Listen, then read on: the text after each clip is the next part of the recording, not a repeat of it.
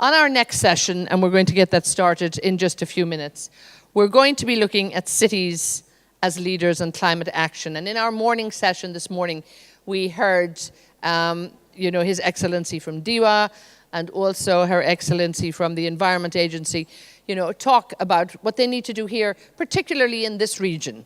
The growth of the cities here has been absolutely phenomenal. Any of you who have been coming, those of you who live here know this very well, but anybody who's been coming here to visit, or those who recently visit perhaps haven't come, if you came here 5 years ago, this was a very different environment.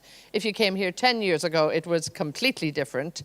And if you haven't been back here for 15 to 20 years ago, I'm sure you just looked around in absolute amazement.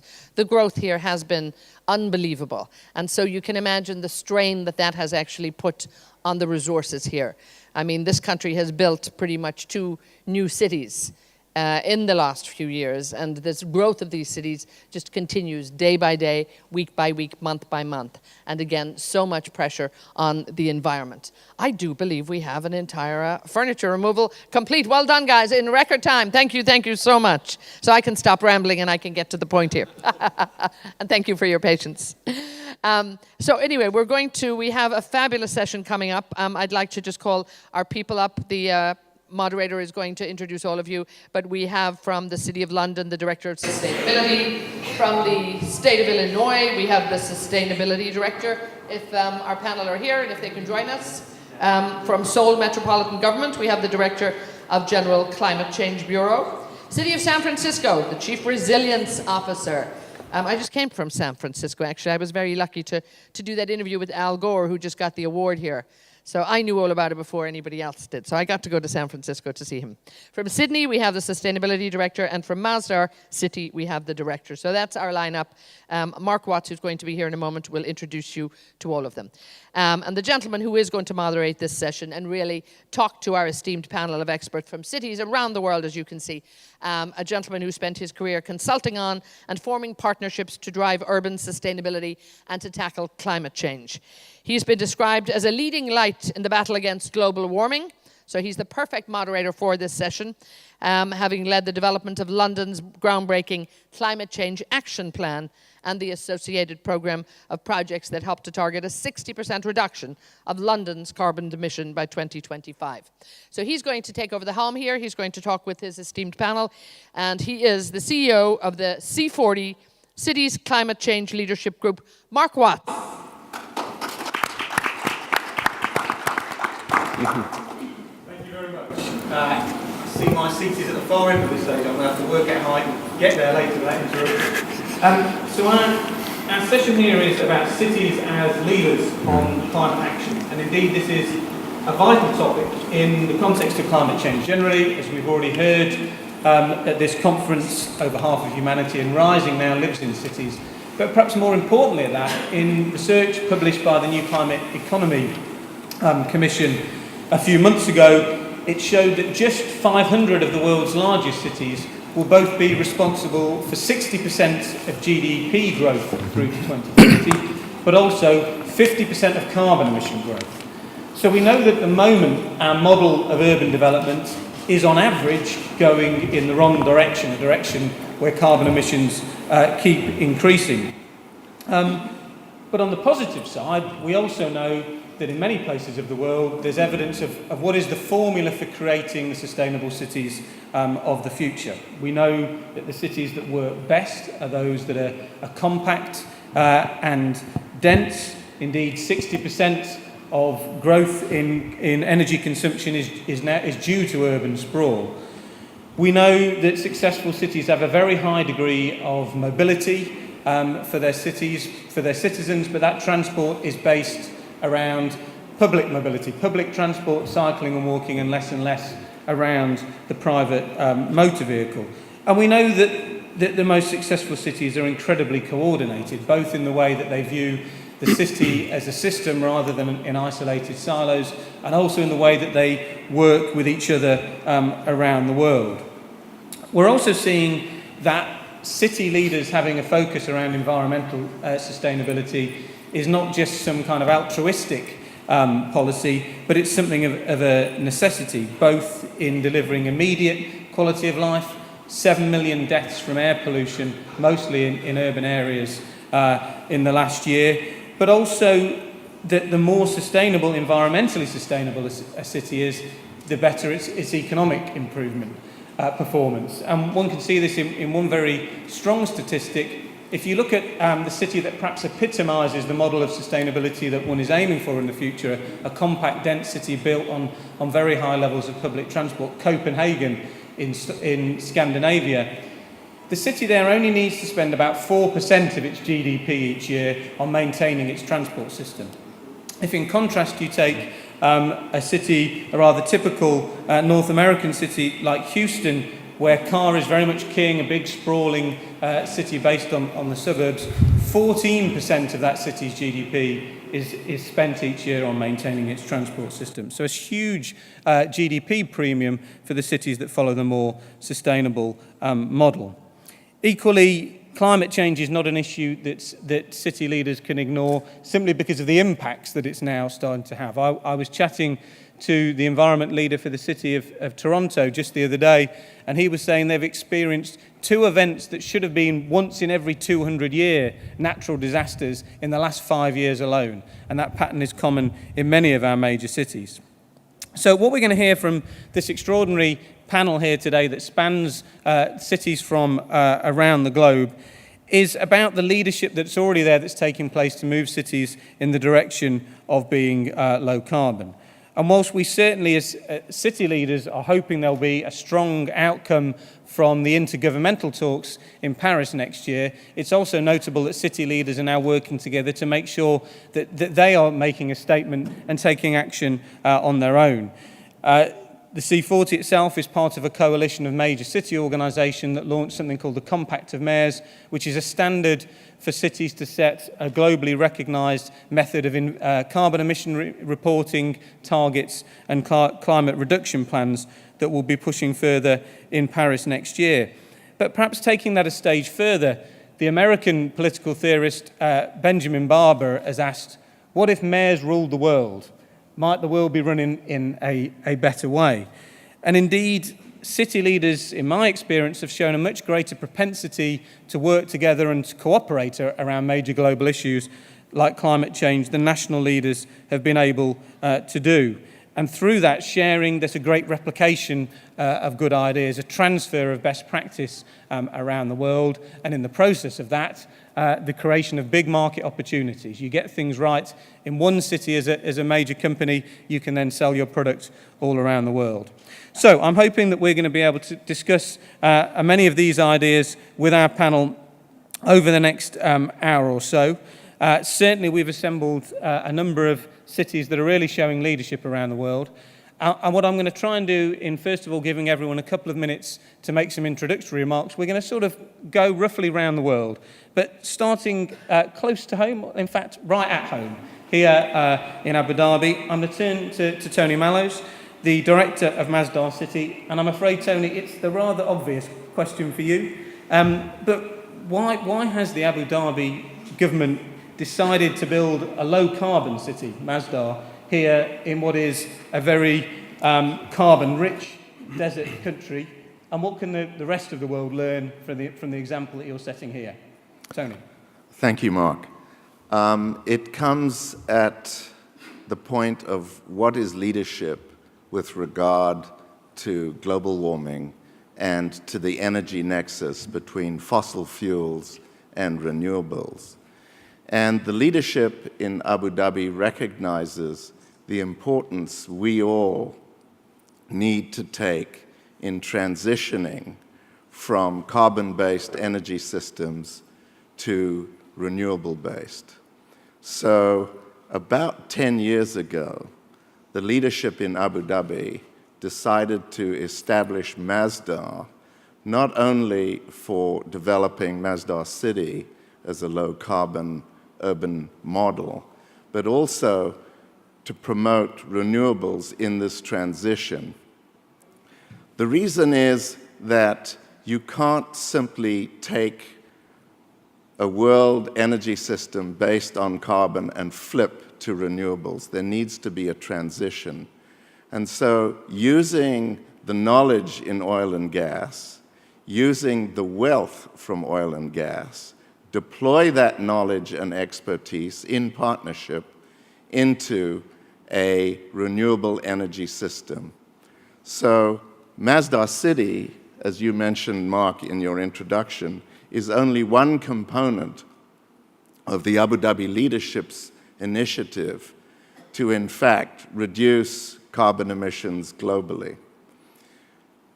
Because of the amount of CO2 that is produced in urban areas, Masdar City is one piece. There's a whole constellation. I urge you to go to the website around clean energy, investment, and special projects, as well as the Institute in Creating Learning. Now, proof of concept, let me back up a little bit. There is no question in our mind that it's not a question of reducing, it's a question of getting off carbon and into a renewable energy world. It's not a choice, I believe, we have. And if you take some of the timelines that we are confronted with, depending on the projections, we have 35 years to get our act together, and therefore maybe a little longer. So if we don't develop strategies for how urban systems function, we're not going to be able to attack this problem without a reasonable degree of social upheaval.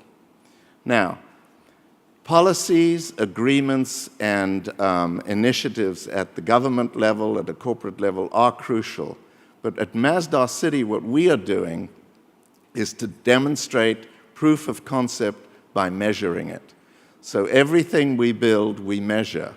How much carbon is in the construction, in the operation, in the recycling. And what we are doing is we are integrating urban systems at a small scale to, in fact, understand where the efficiencies are in creating low-carbon or zero-carbon cities. And the nexus we are dealing with is water, energy, and mobility, along with the built environment. The challenge is significant, and we don't assume at Masdar City that we are a model for the world. We're a green print, and we share our knowledge, but the understanding is to be developed globally, we believe. But right here in Abu Dhabi, as a microcosm of an urban system, Masdar City is the test bed. We originally go back to Mark's question of leadership and why in an oil-rich country would you do this? The original vision for Masdar City was that it would be an entirely funded government initiative built over a very short period of time. And when you look at city systems, coupled with issues like fluctuations in energy and the financial crisis, it seemed appropriate that Masdar City should in fact be an open initiative where investors from all over the world and locally can participate with the government within a commercially viable framework on how to develop low-carbon cities. So in the last few years, we've transformed some of the urban form, but not the mission, to be far more sustainable, not only environmentally and socially, but also economically. Oh, there you are, Mark. Sorry. Great. Thanks very much, Tony. It's a very, very clear there, not a choice, have to move, get off carbon and move into a renewable energy world, and really showing how at Masdar. Taking that theme, and I'm going to kind of move around the globe, moving east to Mr. Kwon, who's the director of the Green Energy Department in Seoul. Mm-hmm. And you've got a very clear, almost a catchphrase for what you're trying to do in your city, which is the aim of one less nuclear power plant. Can you explain what's behind that policy? Yes, thank you, Mark.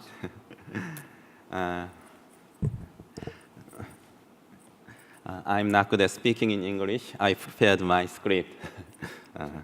In Seoul as well, extreme weather events have become more severe and frequent than ever in recent years.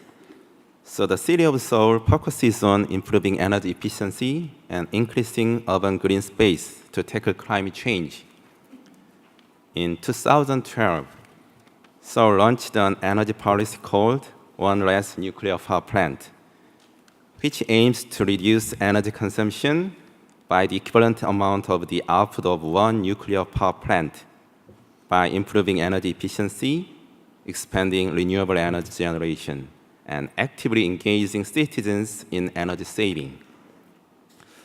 We achieved the target of saving 2 million tons of oil equivalent of energy between 2012 and 2014. In fact, Seoul City's electricity consumption is reduced by 1.5 in 2013 and 3.5 in 2014, respectively. From the latter half of 2014, we started the second phase of the policy with several targets, including a 20% electricity self-reliance rate and cutting 10 million tons of greenhouse gas emissions. We designed the policy to work based on the market principle so that citizens, NGOs, cooperatives, the private and public sector can all engage. Let me briefly talk about two key projects. First, Seoul replaced all lightings at all subway stations with LED bulbs, which led to a 45% cut in electricity consumption, increased demand for LEDs, and strengthened the market competition. The initial cost was fully funded by the Korea Finance Corporation, and they recovered their investment from saved energy cost for 6 years. We'll apply the same investment approach to LED replacement project in public building. It will cost about $300 million. Second, we'll use public offering fund to invest in building solar power plants in public space.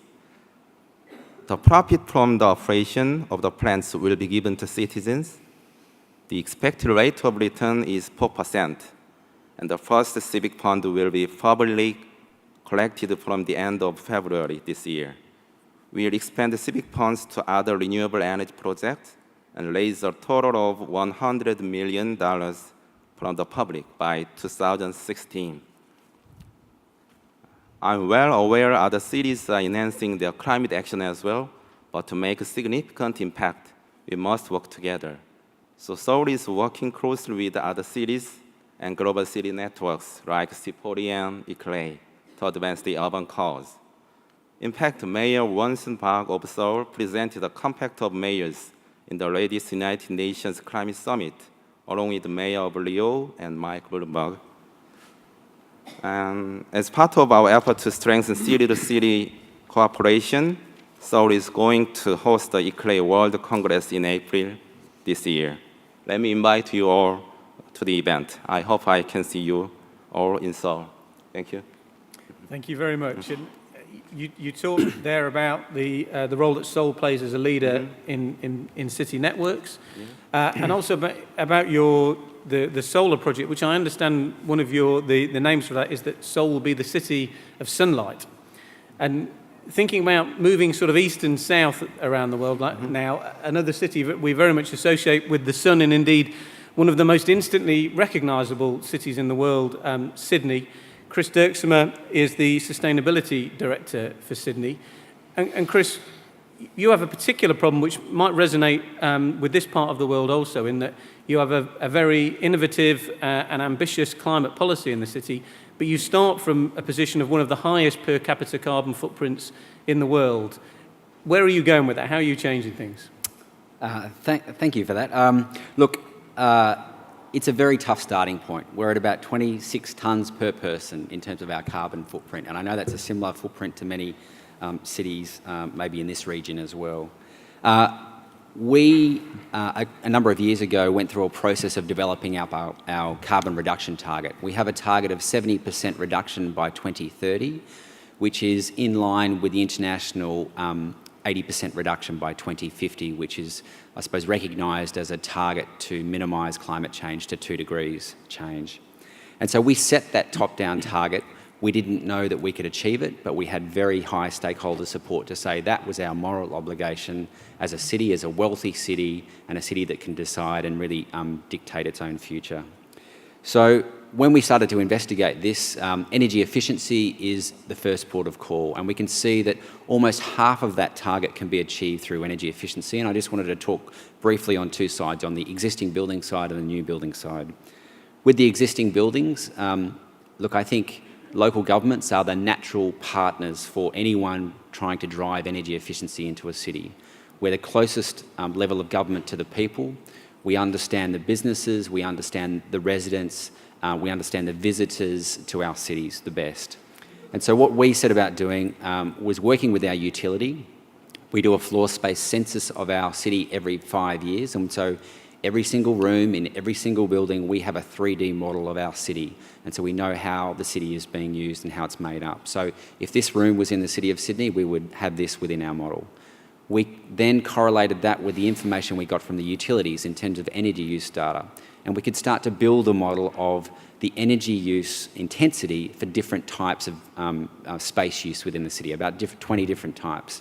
And the reason this is so important is that it's great to have really strong top-down energy efficiency policy, but unless the business case for energy efficiency resonates with those customers, there's no way that they're going to implement anything. So you need to take a very customer-focused approach to energy efficiency, and that's what we've done. So we've developed a business case for energy efficiency for all those different building types, set targets for those, and we aggregate those targets up in order to achieve about a 35% reduction across the city.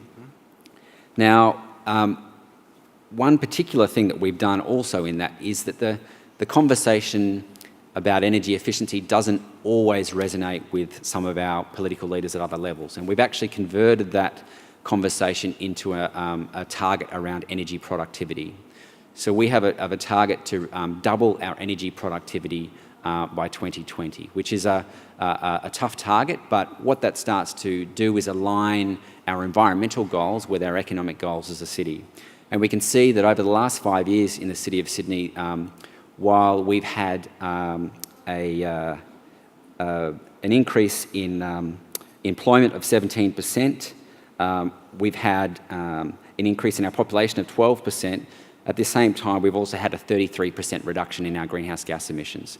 So we are starting to decouple economic activity from our greenhouse footprint. And I think that is the real key, that is the real litmus test for cities that are doing, working in this space and actually achieving results. And I think I might leave it there. Great, thanks very much, Chris. And you were talking towards the end there about engaging citizens around your energy efficiency programme, and that's something I very much wanted to ask our next panellist about, jumping continents now over to North America, and Patrick Ottolini, the Chief Resilience Officer from San Francisco.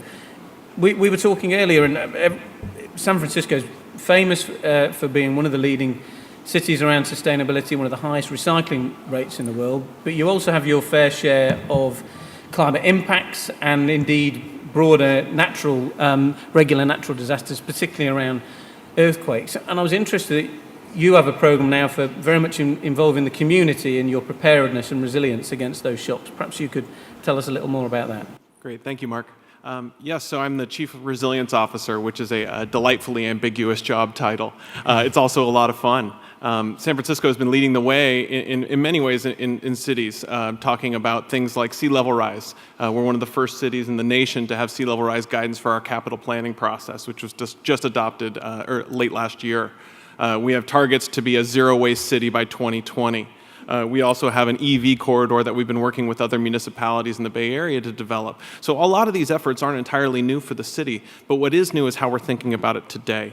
San Francisco is one of the members of 100 Resilient Cities, which is an effort pioneered by the Rockefeller Foundation. Many of the cities represented here are also participating in that planning process. This is a unique process where they empower a Chief Resilience Officer to not be the expert on all of these issues. It's really my job to be the conduit, to make sure we're communicating with people, because I think all too often in city government, we have people that are working on these efforts in silos by themselves, and they're not talking to each other. So it's hugely important that we do that. I'll give you some context. In my previous role before Chief Resilience Officer, I was the Mayor's Director of Earthquake Safety and worked on all of his seismic policy. San Francisco is no stranger to earthquakes, but we have some serious deficiencies and some vulnerabilities in our city's building stock. There's about 150,000 privately owned buildings in San Francisco. About 4,800 of those buildings are what we call soft story buildings. So any of those of you who've seen kind of picturesque San Francisco, you think of the typical apartment buildings with floors of living over, say, multiple garage bays or commercial storefronts. When the ground shakes, it exploits that vulnerability between the first and second floor, and you see building collapses. We saw this in 1989 in the Loma Prieta earthquake, which was actually a very moderate earthquake by most standards, and we saw significant damage. So we knew that this was an issue that we had to address. When you think about that, you think about crisis being the new normal. I think you've heard that theme over and over again this week with record temperatures, addressing climate change, and other things that we have to face as cities. It's really hard to talk to people about changing their behavior on energy use when they can't afford to put food on the table every night. These are things that I think it's important for cities to understand the needs of their community, because the last thing you would want to do is talk to these people about these issues and not get any change. I think that's what we see happening all too often in cities. So talking about the built environment, we think about what is the role of the built environment. That pointing towards sustainable goals is really important, but it does us no good if those buildings aren't there in an earthquake. So it's an idea of thinking more holistically about our approach. I think that goes the same not only for our built environment, but also for our infrastructure. Cities are constantly faced, especially larger, older cities, faced with decisions that were made 100 years ago or even longer. And now here we are in the 21st century trying to adapt to those changes. In planning this process, it's been actually quite a journey. The role of the community is very interesting to incorporate their needs. I'm a fourth generation San Franciscan, and so not only do I have to think about senior citizens that are aging in place when I talk to my grandmother, I also have to think about my two young children that are just trying to get education in the city. When we have a disaster, we've seen time and time again, all it does is make existing problems worse. And so that's why I think the role of the community in this process is so important. It's paramount. Because when you think about making buildings, and I'm a firm believer that if you build good buildings, good community is a result of that. But I think you also have to look at it the other way. You have to turn it on its head and look to the community for what you need to plan for and what to do. This really manifested itself with me last spring. Last spring, there was a drive-by shooting in front of my house. And I'm not a first responder. I'm not usually the person running onto the scene in these types of instances, but in this case I was. And this young man had been shot in the back of the head in front of my house. And I sat there with him as we waited for authorities to come. And he lived, and actually the story actually went much better after that. But for the first time, I started looking around and realizing, I don't know the people that live on my block. And when we talk about community, we're talking about connections. And if we're talking about building a sustainable future, we need to start there. I think that's the most important thing. So just to finish that story, 2 days later, we had a community meeting at my house. And we invited all these people into the room. And since then, I've seen a change on our block. I've seen a change in our neighborhood. And that's not a new story. Tragedy brings people together all the time. But I think it's about having a forward-facing look on this and really involving these people. So when you plan for the future, when you plan to be a zero-waste city, yes, that's changing behavior, but you have to do it in a way that brings the community, so it's a bottom-up approach. I think a lot of our roles as regulators in cities is to work on the top-down part, but you need to work together so you can meet in the middle for a sustainable future. Thank you. Wonderful. Thank you very much. A very powerful example there of localism in a big city. And I'm sticking with North America for now. Eric Hyman, who's the Sustainability Director for the state of Illinois, which of course includes the great city of Chicago.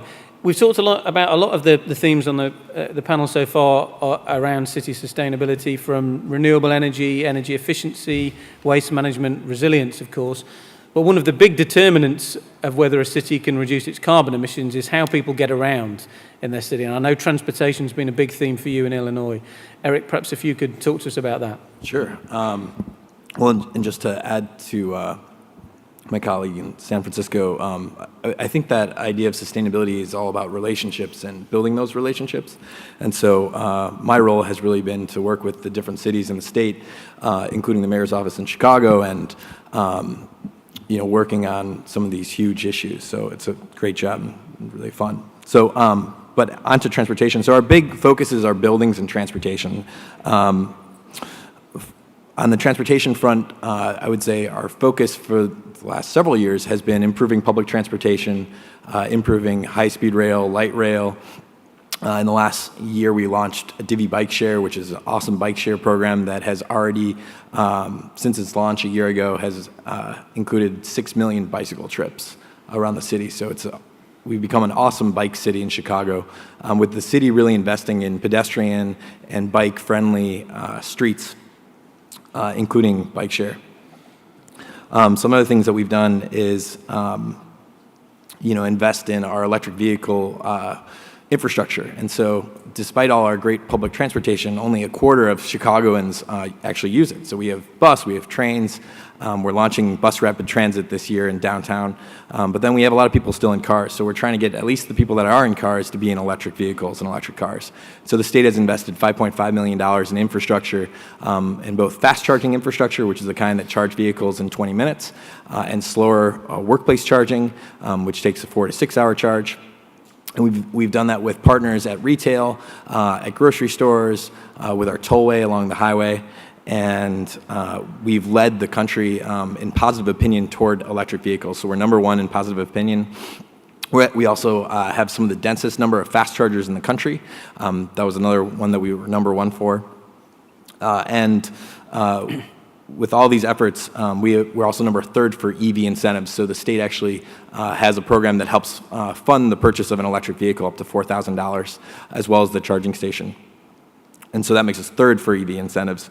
And so currently, compared to California, we're trying to be more like California. They have over 100,000 EVs already. 1 in 10 vehicles in California have a plug.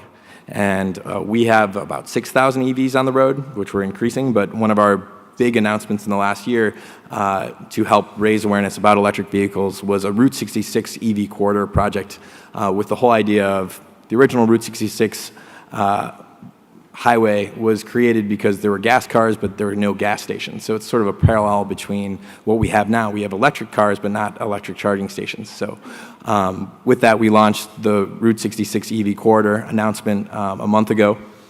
And we envision a new form of EV tourism where people come from all over the world and drive on Route 66 in EVs and stop and spend money in the small towns along the route, as well as the bigger towns. And it connects from Chicago to St. Louis. So that's just a small snapshot. And lastly, I'll say on buildings, we lead the country in LEED buildings, which are our energy efficient buildings. We're #1 per capita. So that was announced last year. We have one of the largest public infrastructure projects going on in the country, building public transit, building public buildings, and that's part of how we got to this #1 for LEED buildings. So, great. Thanks so much. Thank you very much. We're going to move to Europe now, but first, just a reminder that it's a big panel, but I'm hoping there's going to be some time for questions here. I can't see any questions popping up on the iPad yet, so you're all able to send in questions. Please do, and we'll get a chance to ask them to the panel. But now, moving to Spain, and Manuel Lopez, the Manager of Infrastructure and Urban Coordination for the city of Barcelona, which is really becoming famous now as a smart city, as one of the cities that's really trying to run on data. And one of the ways that you're using your famous urban platform is to really drive energy self-sufficiency in the city. Perhaps you can elaborate. Yes, thank you, Mark. So we are trying to conduce the energy as we conduced the water in the last 20 years. We had important problems of flooding and of contamination of the beaches. And in the last 20 years, we created a network of underground tanks for laminate all the water rain in the city. And we avoid the contamination of the beaches in front of Barcelona with this water. We send all this water accumulated in the underground to the depuration plants. So now is the moment of the energy. Our plan for energy is trying to become the city in total self-sufficiency energetically in the next 40 years. And for that, this is our strategy. For that, we have a plan for become 10% of self-sufficiency in the next 10 years. For our city, it's very difficult because we have a very dense city in the core of Barcelona, not the metropolitan, and in the core of Barcelona, we have, in 100 square kilometers, 1.6 million inhabitants. So it's very, very difficult. It's a very consolidated city, and inside the city, we like to do it. It's increasing the generation, increasing the renewable generation, and reducing the consume, of course, by the way of saving and by the way of efficiency. So in all this process, one important thing is the change of transportation. In our transportation, practically the 60% of internal movements are in public transportation or not motorized transportation. But we have to increase this and to reduce all the consume of fossil energies in the movements.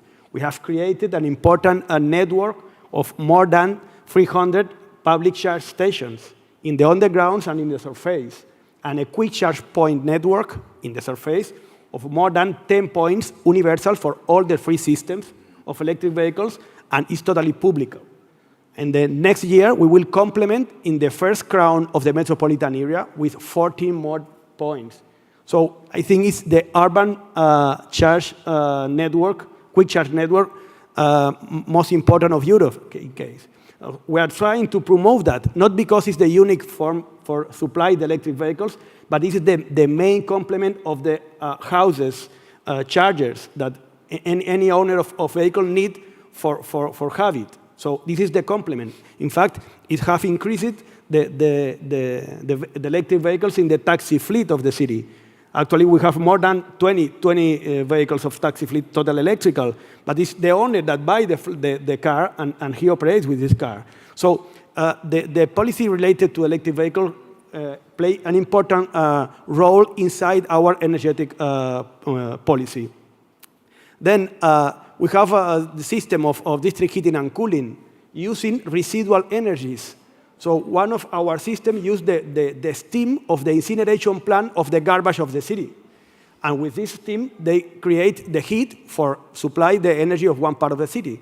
And the other will use, because the project is in reduction actually, the network works, but it will use the coal generated by the regasification plant of the city. So when the gas arrives liquid, it transforms to gas, and the coal that is obtained, it will be used, the project is in reduction, for the coal of industrial coal, minus 32 degrees in this part of the city, for industrial and for the houses and the other consumers. So we have the basis for the transformation, and we will increase exponentially the creation of energy by photovoltaic, by micro-wind. We have a plan for micro-wind energy in the city. We don't have important wind, but using the wind inside the streets and inside the zones, we will create a part of the energy that we need. So I think all these policies are together. The most important in our plan is that all the policies, the energy policy, the resilience policies, the transportation policies, everybody is going in the same ship, because it's impossible to separate. We are in the same network of Rockefeller Foundation. We have the headquarters of United Nations UN Habitat program of city resilience profiling program, and we vinculate all the policies in the resilience, but putting at the same piece the citizens. We are trying in all our policies to reduce the vulnerability of the citizens, the most affected citizens in the city. In the resilience policies, in the energy policies, we're trying to help all the people that don't have enough money for pay their services, for pay their water, their gas, and their electricity. The city council is managing a program. They pay all the cost of these services and are coordinating with the private enterprises for creating a foundation for assume these services. And all these little pieces are inside our big policy. So I think this is our future, and we are very excited with our programs and to share the program with the rest of the city, because all the experiences are needed. Yesterday we were talking about Freiburg, and the effort for Freiburg in the new energy policies, in the self-sufficient policies. So we have to learn, we have to share. I think it's the basis of everything. Okay? It's our vision of that. Wonderful. Thank you, Manuel. And in the last of the opportunities here on the panel to share ideas between city, we move to the representative for my hometown of London, Simon Mills, who's the head of sustainable development at the City of London, the historic square mile at the centre of what is now sprawling metropolitan London, and of course the centre of the financial district and business district in London. And Simon, I'm hoping you can help round off the panel section introductory section of this session with thinking about how one marries the twin policies of improving economic performance with environmental performance, as I know you're doing in the City of London. Okay. I think I'd like to start what I'm going to say with a quote from one of my favourite authors, Sir Terry Pratchett, which is he describes the mythical city of Ankh-Morpork as colourful as a bruise, as loud as a curse in a cathedral, and as full of life and sheer exuberant busyness as a dead dog on an ant heap. And on bad days, I think that describes London. But it is a tremendously exciting time to be working in the urban sector. I firmly believe we are at the dawn of a new industrial revolution when it comes to cities. By 2050, we're going to be sharing the planet with 9 billion people, and 75% of these people are going to be living in cities. And actually supplying cities with the services that they need is going to be the largest market the world has ever seen. And we need to get it right, because the decisions we make on infrastructure and services in cities are going to determine the development path of those cities for decades, if not centuries to come. Now, the City of London's perspective on the role of city government in regulating cities is in two parts. We understand that there is a regulation role, so there's standard setting and there's ensuring that resilience is built into city services. But there's also an enabling role as well.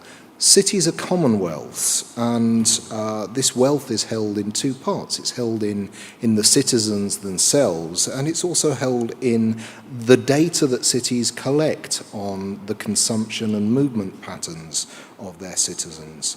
And I think the future of cities is going to be a smart one. And to enable smart cities, there are really two aspects that city governments can view this in. The first I like to term the Wizard of Oz, which is where the city governors sit behind the green curtain pulling levers and stuff happens out in the city itself. The second aspect is slightly more complex, and it involves setting this data free.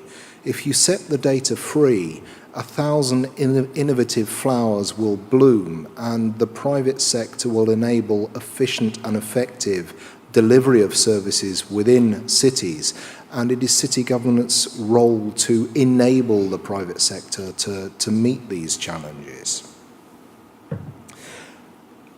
Looking to the future, I think that we face tremendous problems. We face a future on a warming planet, and we face a future in which public sector finance is severely curtailed. And I think it is only by working hand in hand with our colleagues in the private sector and in collaboration with cities around the world that we'll actually be able to overcome these problems. Wonderful. Thank you very much, Simon. And a great introduction by our panellists here. I'm now going to try and get through as many of your questions as I can. And perhaps let's carry on from where Simon was leaving off just there. And there's a question here which is thinking about the sort of improvement in economic performance that can come out of sustainability policies. Question here is, what are some concrete examples of how your city's sustainability initiatives lifted economic status of your city? Who'd like to come in on this? And I'd like to encourage a conversation, so please dive in. I think that on the subject of setting the data free, if you look at what actually drove the smartphone revolution, it's when the United States government allowed GPS data to become freely available. And this enabled the Internet of Things and will lead on to true smart cities. In London, we had a similar experiment whereby we actually allowed public access to all the timetables for public transportation. And this really spurred a revolution in apps for smartphones to actually enable people to plan their journeys. This had the twin benefits both of actually increasing the uptake of public transport and reducing congestion, but it also had the spin-off effect of starting a new industry within the app field. And we've now got an area of London called Silicon Roundabout, which is where an awful lot of these tech startups who initially started on public transport are now developing applications for other areas of public life. Great. So government open data driving market opportunities. Yes, Patrick? Yeah, in San Francisco, we've seen this happen in a couple of different ways. And again, it's an example of where we've done some great work, but I think there's a lot of work left to be done. We were one of the first cities to start requiring that new buildings be built to a USGBC or a LEED standard for sustainability. Before that had happened, I was in the private sector working with people building buildings, and I would ask the developer, and they were probably just going to build an office building and rent out the entire building. And I said, well, why aren't you going to build green? And they would say, well, it doesn't make sense for us. You know, we're going to build this there. The tenant's going to pay all the costs. And it wasn't until the market shifted where the tenants were saying, well, we're not going to rent your 10-story building unless it's a LEED Gold or a LEED Platinum building. And we started to see that change. And I think that's where you've shifted the argument, especially in San Francisco, where we have to think about seismic activity. You know, studies have been done where every dollar you spend on mitigation is going to save you $4 after a disaster. Well, that's a little different in a concept than if I put solar on my house, my energy bill is going to be less. But at the end of the day, it's the same point. And so I think now that we're starting to develop that conversation a little bit more, the private sector gets it. And you know, when we talk to them about what does it cost for your building to be out of service? You know, what do your continuity of operations look like in the event of a power outage, in the event of an earthquake, in the event of a flash flood? These are all the questions which are pushing the conversation into a different light, and I think the private sector is already starting to see the benefits of that. Correct. Chris and then Tony on this question, then we'll move on. Can I just quickly follow on from that? I mean, what we've seen in our local Sydney market is that we have a very high proportion of institutional owners, and they're very, very competitive. So 14 owners own about 50% of the commercial office space in the city.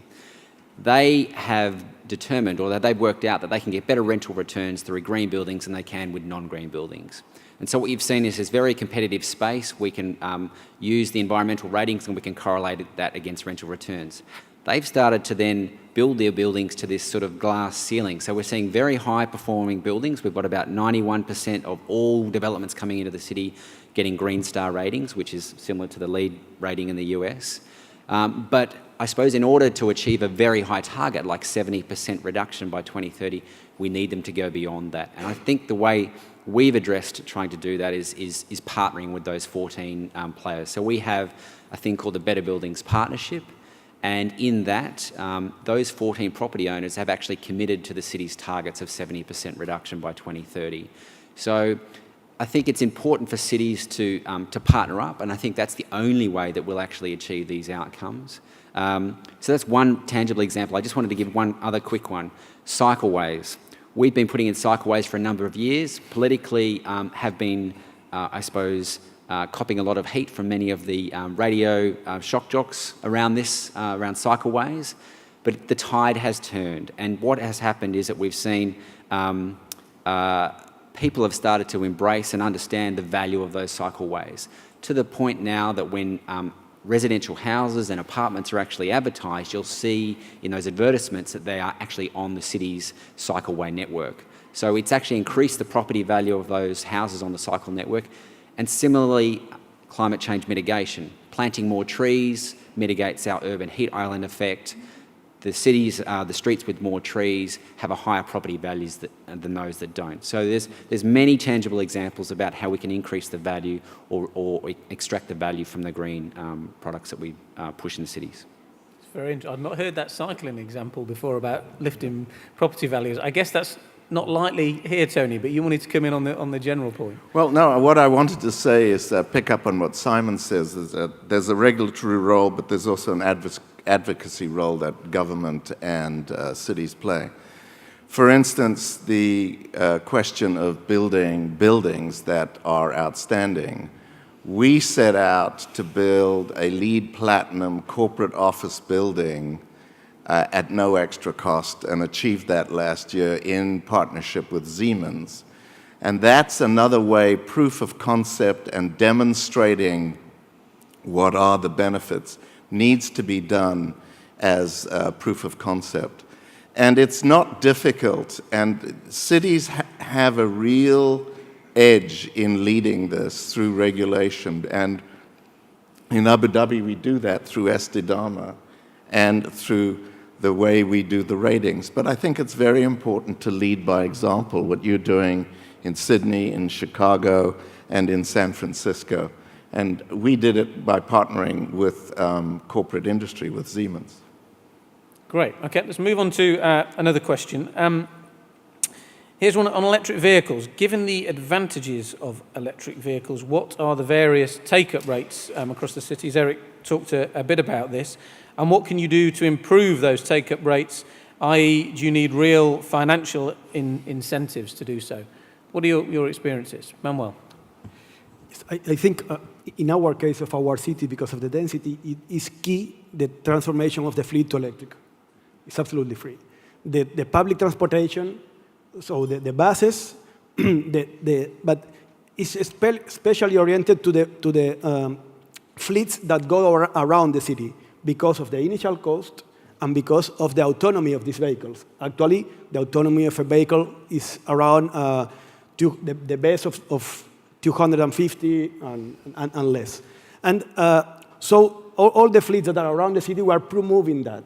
And the state give an incentive, and the regional community give an incentive for the first operators. But itself, when you analyze the exploitation accounts of all the business plan of the taxi drivers, for example, when you compare to all the life of the vehicle, it's cheaper to have an electric vehicle in comparison with the rest of the vehicles. So the rest of the less consumer, in fact, the Prius, that is an hybrid vehicle, is expensiver than the electric.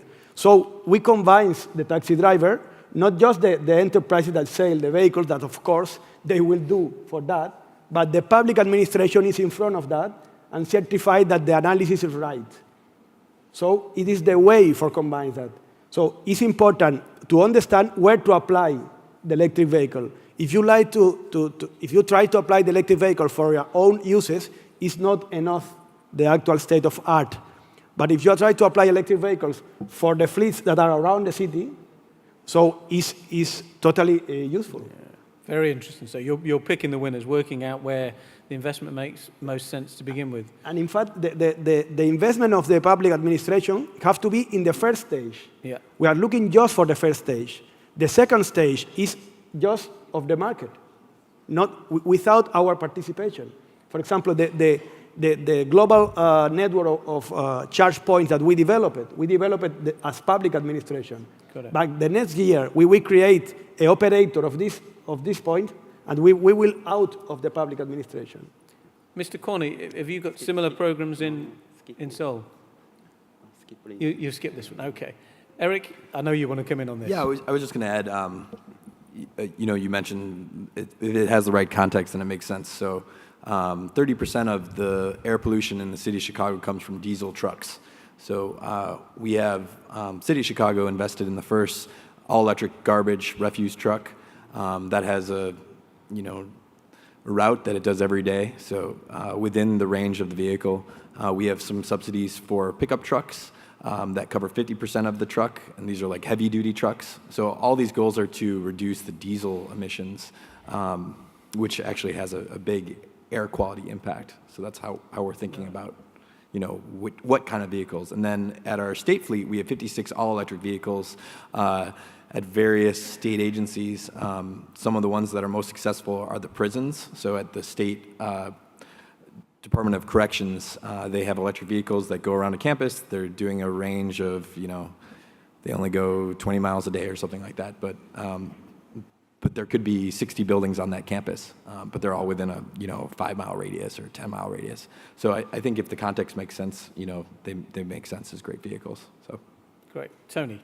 I think mobility for the city of the future is key, because essentially a low-carbon city is a city where you don't need to spend any energy or very little energy in getting where you want to be. So the traditional land use mix of separating where you work and where you live and where you play is going to be blurred, and technology will help us do that. And we believe at Masdar City, and the paradigm for mobility within Masdar is that you don't need a private vehicle to get anywhere. You start with walking, and if you understand the geometry of walking in mixed-use urban environments, then you migrate to how do I get around an urban network once I can't walk the distance, or it's too hot or it's too cold. And that's where the electric vehicle comes in. But it's a smart electric vehicle that you might call up on your app, and it will take you somewhere elsewhere. So the concept of mobility in cities really needs to start with the human geometry of walking, and then use technology to optimize how else you get around the system. There's a very interesting initiative done by the Ford Motor Company where they're putting photovoltaics on the roof of their new car, which essentially, as a consumer, whether it's a shared vehicle or a private vehicle, it will get you about 12,000 miles a year with no energy consumption. So the nexus of the human scale in the design of cities, starting with walking in mixed-use environments, linked to improvements in technology. So the consequence for cities as leaders in this is you have to enable the street to become far more socially relevant, not only for mobility, but for economic benefit. So smart streets are in fact going to be places where people will actually improve their lives, but also see more opportunity. And it's linked with the idea of probably electric vehicles, but they're called up and they are like utilities. They're going to be like water or energy. They'll simply be about how you get around. Great. Simon, last word on this subject, electric vehicles. Okay. The primary driver in London with respect to electric vehicles is air quality. And I think electric vehicles have a place, but their use is complex, as Tony has alluded to. Commercial vehicles, I think, present a much stronger possibility for electric vehicles. With regards to personal transport, in the City of London 10, 12 years ago, we used to encourage electric vehicles. We used to provide free parking and free charging for electric vehicles. We stopped that. We stopped that in 2002 with the introduction of the London congestion charge, when overnight ownership of electric vehicles in the city increased by 1,000%. And electric vehicles adds to congestion. You need to get the cars off the streets. So electric vehicles are a partial solution and need to be very carefully applied. Very interesting. I'm glad you mentioned the congestion charge. I haven't spent 3 years of my life working on that. But we should move on. So this is one, Tony, I know you're going to want to answer, but let's see if anyone else would like to first. With the problem of overpopulation on our planet, do you believe newly created eco-cities are the future? For example, Japan has unveiled their future plans for floating cities in the Pacific. So, are eco-cities, new eco-cities, the future? Who's got an opinion on this? I will take Tony at the end, but let's see if there's anyone else. I'll jump in on this one. I think it's funny when you ask anybody what the cycle is of a building, what is the lifespan, you almost always hear the same answer: 30 years. We all live in cities where our housing stock or our building stock exceeds those by huge numbers.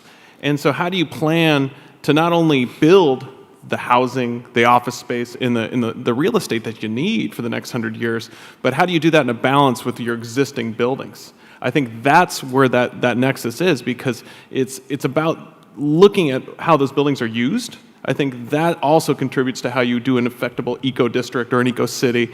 And especially when you talk about keeping people in place, housing is such a major part of this. And I think all of our cities, in one way or another, are going through some sort of a housing affordability crisis. And I think, whether it's a rent control ordinance or other measures that as regulators we can put in place to preserve affordability, I think if it's not done through that lens, we're only making playgrounds for people that can afford to be there. I think it's important from an equity standpoint that we look at this universally so that our cities continue to keep the population we have and add new people, not kick everybody out and bring a whole new set of people in. Got it. Okay. Tony, I'll give you the floor as the person building an eco-city. Right. I think the urban challenge for new cities, and whether we float them out on the water or whether we double deck them or what have you, is somewhat beside the point, although it's very news-catching. The fact of the matter is we will need to build new cities to accommodate the migration in from rural areas to urban centers of opportunity. The biggest opportunity lies with existing cities, and so the issue then becomes sprawl. And the antidote to sprawl is to understand how to build compact, mixed-use, walkable new communities that are then linked by very efficient transportation networks to existing centers or to newly created centers of opportunity. So, to me, I think it's densification of the existing urban environment. It's connecting them. The comment was made earlier that mayors might in fact be, in the urbanization of the future, one of the most important political arenas, because it's at the scale of the city you need to connect things. And then technology that allows you to get from opportunity to city when you need to move around that much. But with modern technology, modern manufacturing, 3D printing, and the whole environment, we no longer need to segregate work from living. We can actually make them far more integrated, mixed use, and working at home as well. So I think the solution lies in new urban areas, some the size of Masdar City, some 10 times the size of Masdar City, but linked to existing urban areas and densification. One other quick comment. We've talked about the physical changes, the administrative changes. I think we also need to start looking at human behavior and understanding how human behavior will also modify. When cheap mobility came on, particularly in the 50s, with cheap oil and cheap transportation and the building of roads, human behavior changed drastically, and we all went to the suburbs and moved around. I think with the realization and the real pricing of energy and the cost of carbon, you will see a natural change in human behavior. And cities need to understand and anticipate that, so that people living in cities have a choice. And it's not a choice based on how much money here, how much money there. It's a choice based on, I don't need to move around that much to have opportunity and a better life. Well, that's a fantastic place to end it, on the theme of giving city citizens a choice. We'll have to finish there because we're out of time. It's been a wonderful cross-continental exposition of city leadership on climate change. Can everyone please join with me in thanking our panel?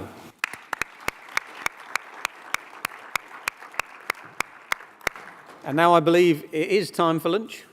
Yes, thank you all so much. Really, that was it was inspiring. I think you have us all very excited listening to you all. So well done. You're doing great work, and long may it last. I think there's great expectations. And to you, Mark Watts, thank you so much for moderating that. It is time for lunch, so we're just wrapping up. I want you back here at 2:30 14:30, we have some new sessions that are going to be starting. Let me quickly just run you through that. And we do have some quick sessions this afternoon.